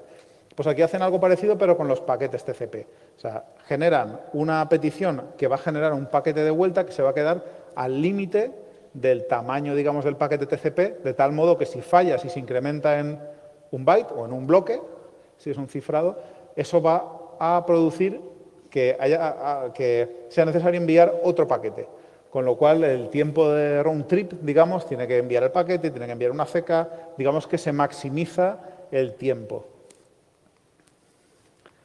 Ahí tenéis un script, pero no se ve nada. Luego, cuando veáis la presentación, cuando la descarguéis, pues lo tenéis por ahí un ejemplo que vi por ahí. Y básicamente hay comandos de JavaScript que ya te miden el performance, que son básicamente se pensaron para medir el performance de las páginas web, pues se pueden utilizar para este caso. Yo siempre he sido un poco escéptico con este tipo de ataques, porque depende de muchas cosas. Es la latencia del DNS al que conectas, de la propia red, la del servidor al que te conectas, de 1000 cosas. Y si estás en una red Wi-Fi, ni te cuento. Y si la haces a través de un móvil, ni te cuento. Entonces siempre me ha parecido que eran ataques que en laboratorio funcionan bien, pero que luego tengo mis dudas en el mundo real. De hecho, esto fue os lo pongo porque me pareció muy curioso. Esta persona, Ángel Prado, es uno de los autores de Bridge. Y entonces le preguntaba al autor de Time, que fue uno de estos ataques, era como Bridge, pero digamos, basado en tiempo, ¿no? Con timing, parecido a Bridge. Y entonces, en el hilo este de Twitter, el autor de Time dijo alguna bordería sobre Bridge, y entonces que es uno de los autores de Bridge, dijo, bueno, y en realidad, ¿dónde has colgado el POC? O sea, la prueba de concepto, el código de la herramienta, está disponible en algún sitio para que veamos qué tal funciona lo que tú dices y tal. Y el tal, de hecho se llama, le contestó algo así, dice, bueno, no hice una POC totalmente funcional porque si a alguien le meto JavaScript le exploto un 0 de ahí. Y entonces fue de, vale, chaval. O sea, fue la sobrada máxima, ¿no? Pero la realidad es que estos ataques de timing, la mayoría de los que he visto yo, es como estas cosas que te las dejan ver, te enseño la demo, pero nunca saco la herramienta. O sea, nunca se puede mirar a fondo y tú en realidad no sabes qué está haciendo la herramienta. Entonces, bueno, sí, lo has visto, pero no lo has visto, ¿sabes?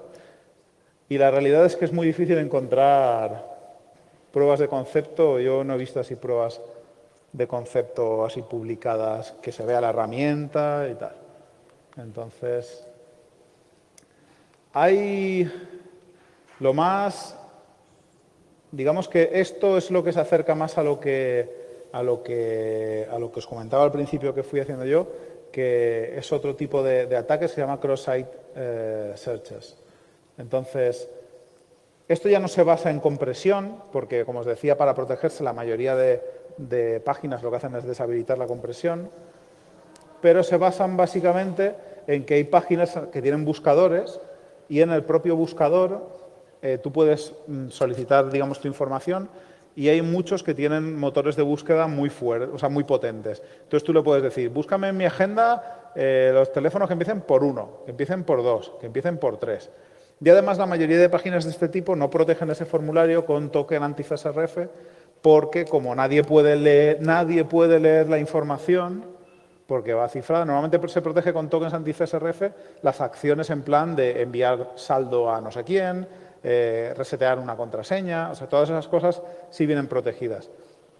Pero los formularios que son de consulta, los desarrolladores se confían, incluso la gente de seguridad se confía en que no se puede, o sea, no lo puedes leer porque va por HTTPS. ¿Vale? Entonces, ¿en qué consistían esos ataques? Bueno, pues yo lo que voy a hacer es voy a probar, voy a usar el mismo JavaScript que hablábamos antes, modificado. Entonces, ahora las peticiones, en lugar de hacer peticiones a ninguna funcionalidad en concreto, como hacía Crime, por ejemplo, pues voy a hacer peticiones al motor de búsqueda. Entonces voy a probar G, la H, la I, y voy a ver qué me responde. Si esa petición me responde algo grande, quiere decir que en esa petición hay respuestas. Es decir, he acertado. Hay algo en ese buscador que empieza por A, por B, por lo que sea. Si me devuelve algo pequeño, quiere decir que he fallado, que en ese buscador no hay nada. Entonces, si alguien tiene una aplicación que es vulnerable a algo de esto y ahí tiene, por ejemplo, su agenda de teléfonos, pues alguien puede coger y explotarlo y empezar a sacar de la red datos de la agenda de teléfono mientras el tío está comunicándose por HTTPS. ¿Vale? De lo que hemos hablado, hay algunos... ¿Pensáis que le afecta lo de los string ciphers y los block ciphers? ¿Sí? ¿Por qué?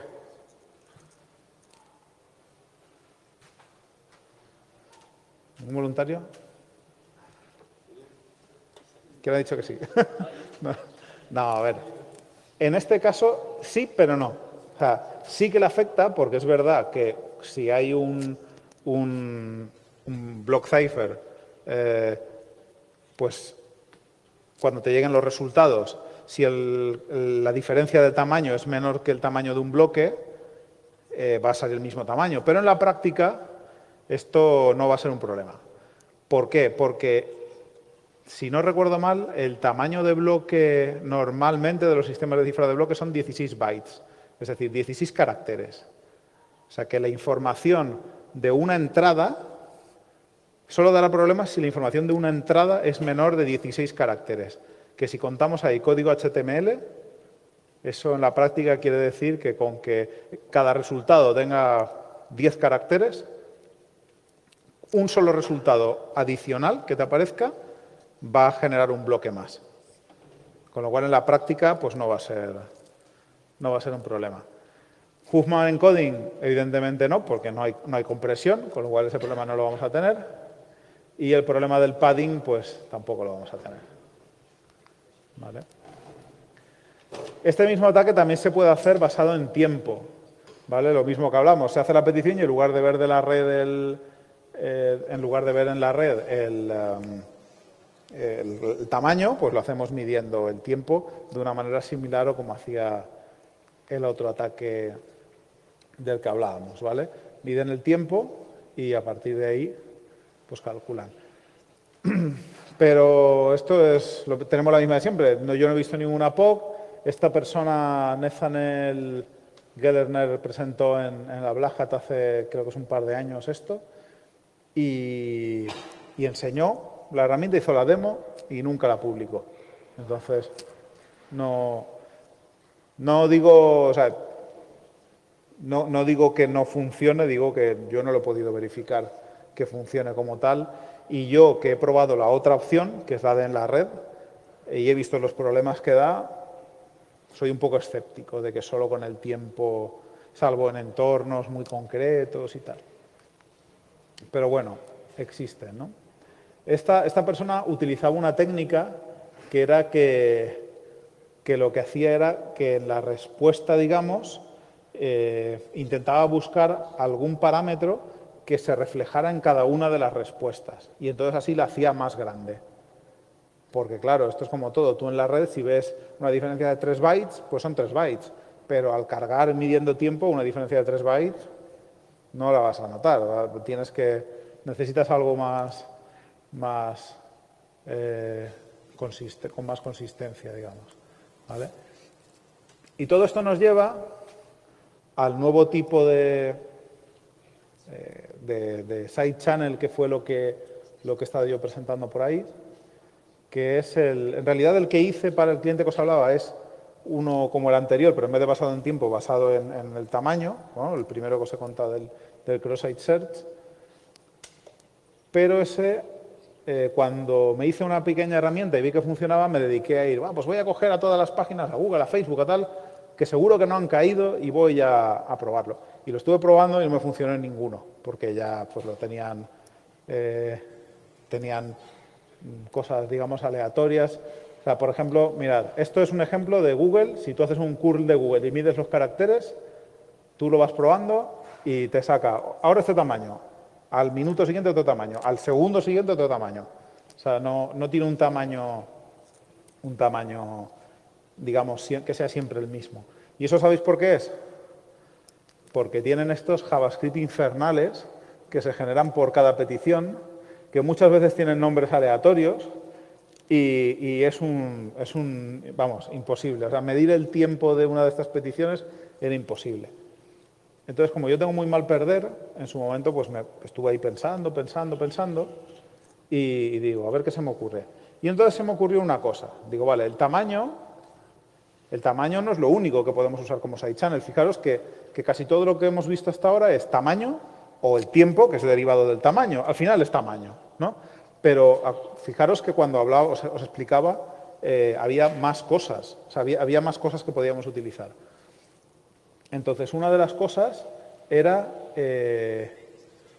por ejemplo, una de las cosas, o la que se me ocurrió a mí, es, en este caso, ¿quién aquí usáis Google Contacts para guardar la agenda? ¿Unos cuantos? Bueno, pues pasa una cosa. Y entonces es que me di cuenta un día que cada resultado carga una imagen. ¿Vale? Y entonces, ¿qué es lo que ocurre? Que si yo hago una prueba y fallo, en la red se ve que carga una imagen. Se ve una conexión de cargar imágenes a la CDN donde Google tiene almacenadas las imágenes. Se ve una conexión, que es la de tu propia foto, la que aparece arriba a la derecha. ¿Vale? Y si tengo algún acierto, en este caso acierto, pues tengo dos imágenes. La de la imagen que ha cargado y de la mía. Entonces, si contamos cuántas conexiones ha hecho, ¿podemos saber cuántos resultados han obtenido en la red? En realidad, o sea, la respuesta es sí. Hubo que trabajarla un poco, porque lo que pasa con las imágenes es que se cachean. Entonces, tú una vez que haces una prueba y cargas 10 imágenes, cuando haces la prueba siguiente, si vuelves a acertar y te salen X resultados, si esos resultados han aparecido en la página anterior, pues no los ves cargar, porque están cacheados. El navegador no hace ninguna conexión para traerse las imágenes. Pero como estábamos en Man in the Middle, bueno, esto la caché, lo miré un ejemplo de las de Google y las guardaba 24 horas. Pero claro, ¿cuándo se cachean las imágenes? Las imágenes se cachean cuando el navegador recibe la imagen. Si el navegador hace la petición y yo estoy en la red y veo la petición y digo, uy, una petición, me la anoto, ha hecho una petición. Yo soy el que tengo que dejarla ir. Entonces, si la tumbo, esa petición, yo sé que ha hecho una petición, pero la imagen no se va a cachear, porque esa petición nunca ha habido una respuesta a esa petición. Eso hace que los navegadores lo intenten una serie de veces, 2, 3 veces, pero como la cantidad de veces que lo intentan es determinista, a mí me da igual. O sea, me da igual que... Os acordáis que decía, había 2 imágenes. A mí me da igual pasar de una imagen a 2, en el caso de que acierto, que pasar de una conexión a 2 o a pasar de 2 conexiones a 4, porque reintenta 2 veces cada conexión. A mí me da igual. Con ver la diferencia es suficiente. Y además, incluso, ahí no se ve muy bien, pero había otro truco que se me ocurrió, porque dice, bueno, pero si estás usando la página, si la has usado hace menos de 24 horas, vas a tener imágenes cacheadas. Sí, pero tienes las imágenes de tu CDN local. Si al tío coges y lo enrutas para que salga por Buenos Aires, cuando él se conecte a Facebook a través de Buenos Aires o a Google o lo que sea, Google, Facebook le va a decir, toma, cógete, porque tú vienes de una IP de Buenos Aires, porque lo estás tunelizando, cógete las imágenes de mi CDN de Buenos Aires, que tiene un path completamente diferente a las imágenes que cargaría estando aquí, que son imágenes que no están cacheadas. Con lo cual ahí se puede hacer el ataque igualmente. Y entonces todo esto me puse a mirar, a ver, digo, bueno, vale, ¿y quién es vulnerable a esto? Y resulta que Gmail no lo era, pero Google Inbox, que tiene acceso a los correos de Gmail, lo era. ¿Vale?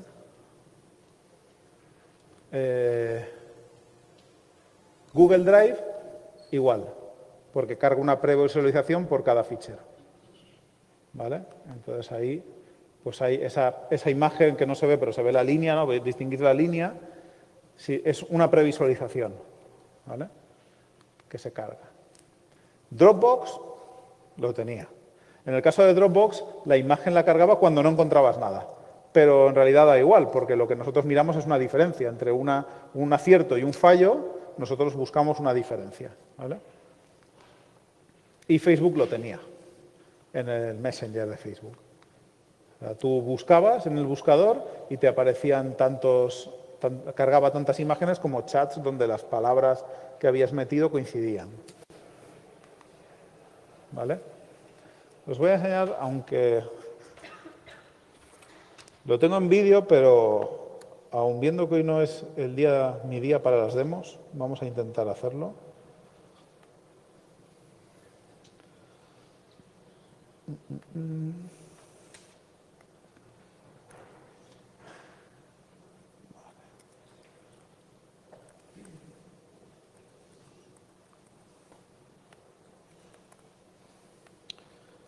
Vamos a intentarlo, a ver si la red es estable.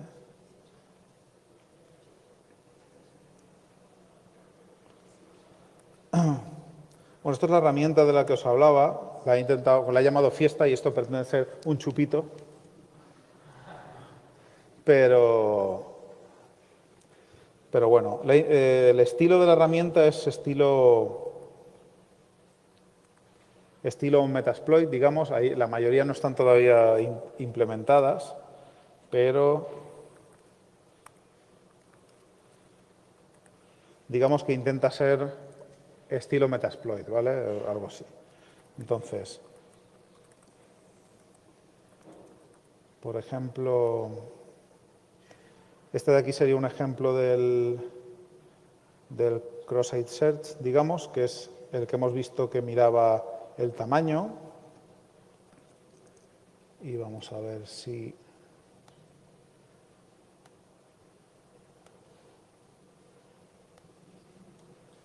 Si sabe y si no os enseño el vídeo, que lo tengo por ahí.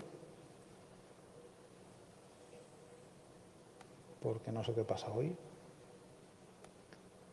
Vale. Entonces, vamos a correrlo.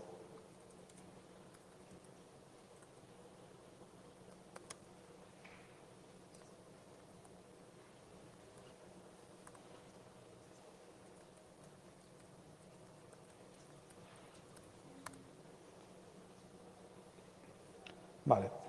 Le voy a decir, os lo voy a enseñar, bueno, voy a ponerlo aquí, voy a ponerle que vaya arrancando esto, por si acaso caduco la sesión, efectivamente. Esto es una página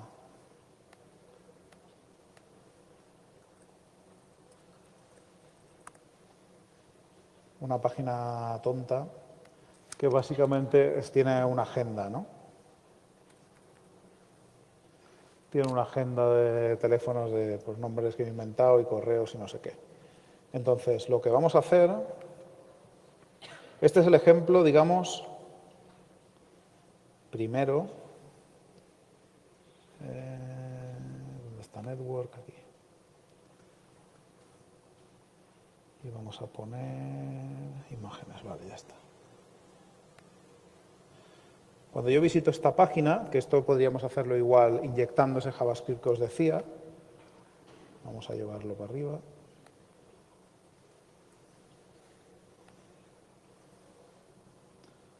Vale, vamos a ver ahí qué es lo que pasa.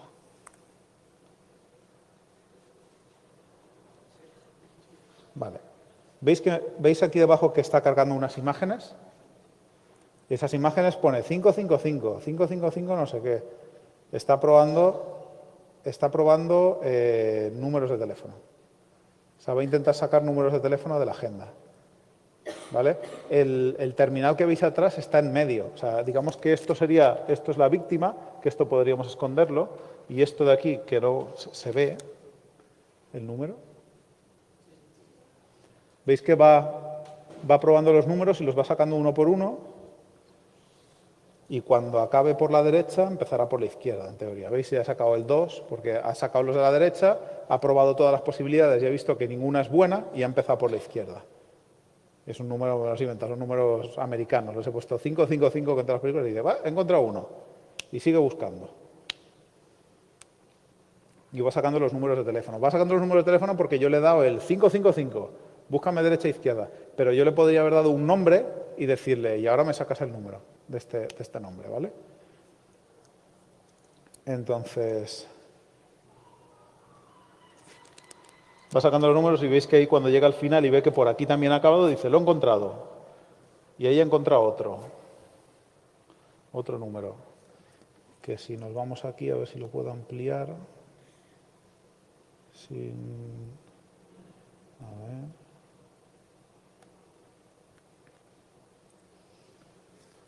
¿Se ven los números algo?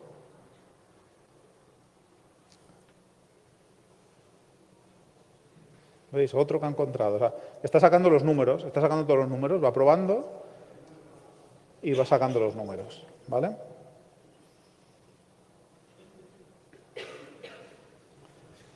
Entonces, ¿eh?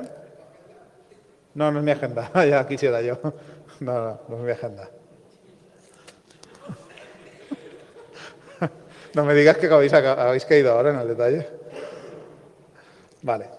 Vamos a probar, bueno, vamos a dejar que acabe y ahora vamos a probar otro. Digamos que lo que está haciendo está cargando como imagen cada una de las pruebas y está mirando en la red el tamaño, que era lo que habíamos hablado.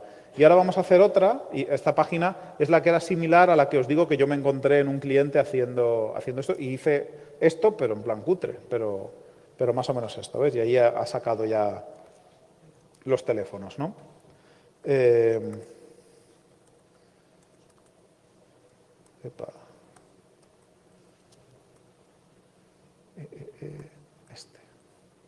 Vale, entonces, ahora el que vamos a probar es el de conexiones, que es el que os digo que cuando esta técnica la probé en los Google, Facebook y tal, no funcionaba. Y entonces fue cuando me puse ahí a pensar y se me ocurrió lo de las conexiones. Y este es el que implementa lo de las conexiones. Que en este caso os he dicho que Google era vulnerable, Facebook era vulnerable, Dropbox era vulnerable. Entonces yo se lo reporté y algunos de ellos lo arreglaron y otros no. Entonces Google no lo arregló. Google dice que no lo considera que me dijo que no lo iban a arreglar. Entonces, todos los productos de Google que os he enseñado son vulnerables a esta técnica. Entonces, a ver, vamos a hacer para que empiece desde arriba.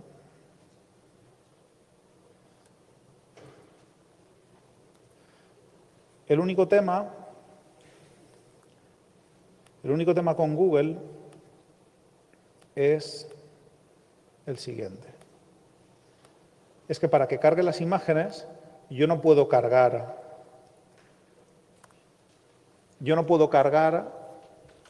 el contenido de Google, hacer la petición como si fuera una imagen. ¿A alguien se le ocurre por qué? O sea, si yo cargo el contenido de una petición al contacts de Google como si fuera una imagen, va a recibir el contenido HTML, lo va a intentar interpretar como una imagen y va a fallar porque no es una imagen, pero lo que no va a hacer va a ser traerse las imágenes porque no va a renderizar nada. ¿Os acordáis que lo comentábamos al principio? Entonces necesito cargarlo o en un iframe, que en el caso de Google pues no te deja cargarlo en un iframe, o en una página, un pop-up abierto por ahí, o en un tab. ¿Vale? Lo vamos a hacer con una ventana abierta para que veáis, porque es más, se ve mejor, y luego os lo voy a enseñar cómo lo tengo hecho con dos tabs que, digamos, se esconde más. O sea, al final, para hacer una prueba de concepto, yo lo haría con una ventanita porque se ve mejor. Pero sí que es verdad, al final hice la implementación del tab también, porque había muchas veces que cuando explicaba esto había gente que me decía, no, se ve la ventana. Y yo les decía, bueno, se ve la ventana porque no he querido esconderla, pero se puede esconder. Entonces, al final lo implementé para decir, ¿ves? Entonces, vale, me lo han cortado. Aquí tenemos una agenda también, que tampoco se ve, pero luego le haré el zoom. Y entonces, vamos a ver si sacamos el teléfono de Lobezno, que siempre he querido tenerlo. A ver.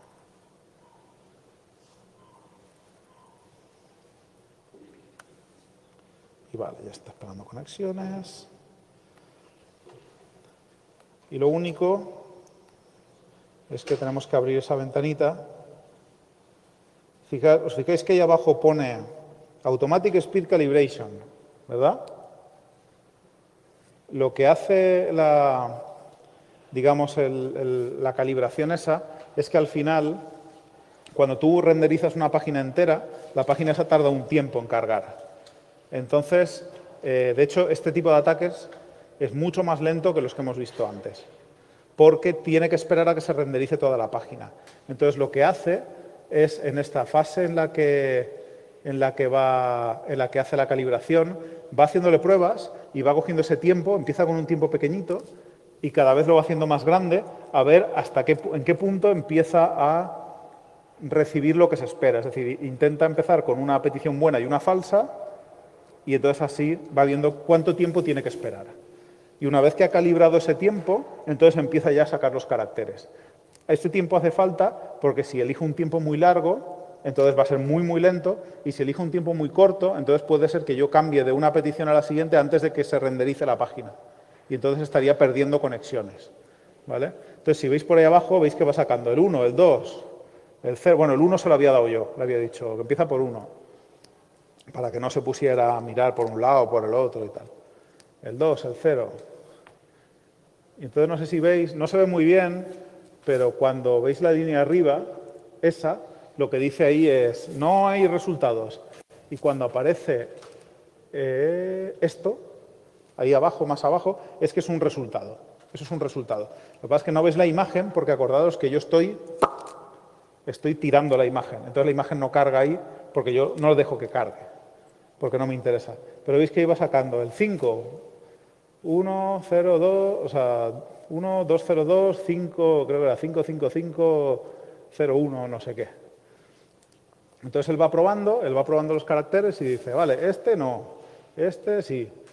Si se viera bien lo podéis ver mejor, pero básicamente al final en la red, aunque parece que en la red tú ves el tráfico y ves el tráfico, la verdad es que los navegadores hacen cosas a veces un poco raras y a veces ese tiempo que yo le digo espera ese tiempo, luego resulta que el servidor le da por tardar más en contestar y falla.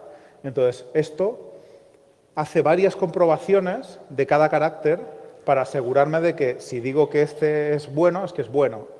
Y aún así hay veces que se equivoca. O sea, no sé si esta vez se equivocará o no. Luego se da cuenta, porque cuando prueba hago una cosa y es que cuando un carácter lo detecto como bueno, cuando voy a mirar los siguientes hago una petición. El bueno anterior lo considero bueno y luego tengo uno malo, que es un XXX, o una cadena que yo le ponga que sé que no va a estar en la agenda. Entonces, si se parecen mucho, digo, uy, esto es que la vez anterior me he equivocado y lo descarto para evitarlo, ¿vale? El código tiene una serie de optimizaciones en ese sentido para evitar equivocarse, pero aún así yo lo he ejecutado montones de veces y aún hay veces en las que se equivoca. Por eso, si viendo el tráfico estas herramientas se pueden equivocar, por eso es lo que os decía, que yo soy un poco escéptico con la parte de los ataques de timing, porque digo, joder, pues si yo estoy viendo el paquete y se equivoca el mecanismo, pues imagínate. Ahora no lo veis, pero yo creo que 0... No, le falta un carácter, creo. Le falta un carácter para pillarlo todo. 166, vale, ahora sí. Ahora tardará un poquito porque intentará buscar caracteres al principio, o sea, delante de Wolverine, que evidentemente no va a encontrar nada. Entonces, cuando los pruebe y vea que no hay ninguno, dirá que ok. Acordaros que esto está en la red. O sea, esto es alguien que está en la wifi de vuestro hotel sacando vuestra agenda de Google mientras leéis el periódico. ¿Me seguís, no? Vamos a ver si acá. Ahí está. Y entonces dice aquí...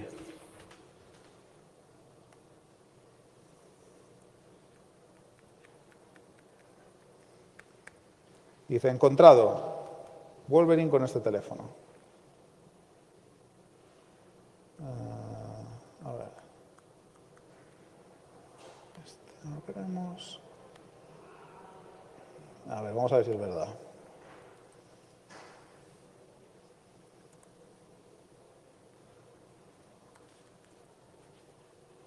Uy.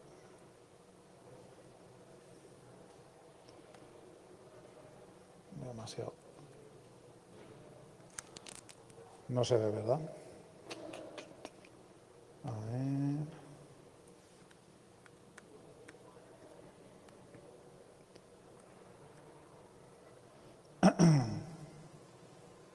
Ya que me han fallado las otras dos demos, que no os tengáis que fiar de mí. A ver, ¿se ven? ¿Quién dice que se ve y es la misma? ¿Quién va a cambiar su agenda de Google? Vale. Pues... Ah, espera, se me olvidaba lo de los tabs. Vale.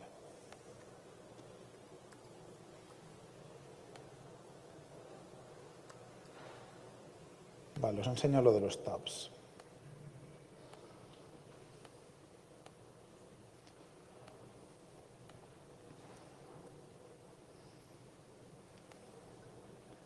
Vale, como me decían lo de la ventanita, que decían, es que la ventanita se ve mucho.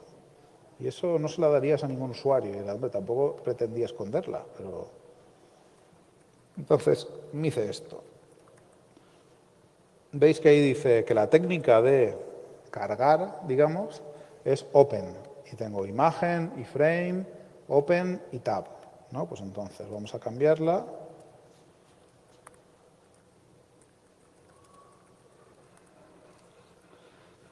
Tab. Y vamos a probar. Y pone ahí que está esperando conexiones.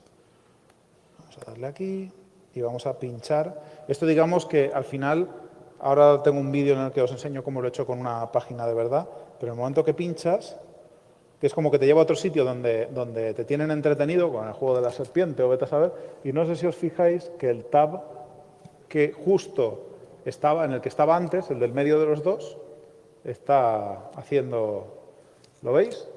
Que está cargando, está haciendo cosas, porque esto tiene un JavaScript que lo que hace es que cuando el primer JavaScript modifica los enlaces para que abran otro tab, y en ese tab hay otro código JavaScript. Y entonces, cuando se abre ese tab y yo estoy en esa página, el JavaScript que hay en esta página que veis le está diciendo al otro, y ahora hace esta prueba, y ahora hace esta prueba, y ahora hace esta prueba, y ahora hace esta prueba. Y además tiene otro código JavaScript que si el ratón mío se sale de esta página, ¡pop!, en el momento que nota que el ratón se sale de la página en la que se supone que hay que tener distraído al usuario, cambia la página anterior por la original para que no se vea el este. Ay, espera, que no lo he hecho antes, porque ahora sí que lo he hecho. Vale. Entonces, esto lo hice, y ahora os lo enseño, ahora sí. Bueno, el manejo de errores lo tengo que mejorar.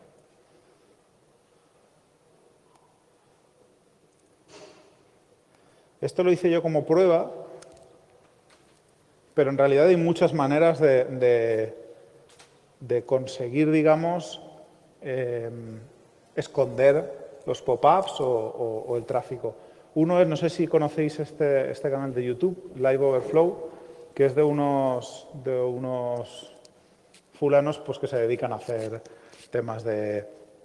Bueno, enseñan diferentes cosas en el canal de YouTube. La verdad es que está bastante bien.